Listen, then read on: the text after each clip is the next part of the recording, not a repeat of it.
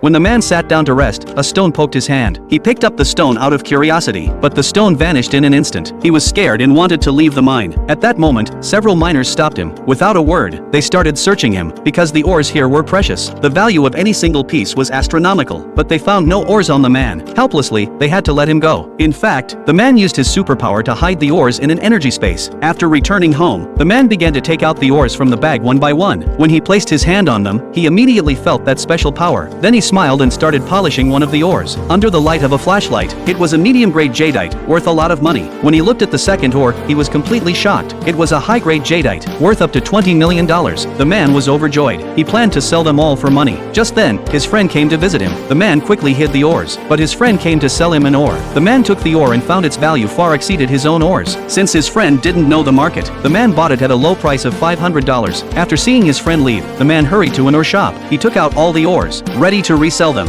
After the shopkeeper's 24-hour identification, he found that all these ores were treasures, and decided to buy them from the man at a price of $300 million. The man left the shop happily with the money, but this was far from enough. Later, he walked into a clothing mall and dressed himself as a professional businessman. He came up with a get-rich-quick plan. He went to the abandoned mine he had planned in advance. Local residents would provide him with ores of various sizes every day. The man would give each of them $300 as hard work fees, but in reality, the value of these ores was far higher than $30 million.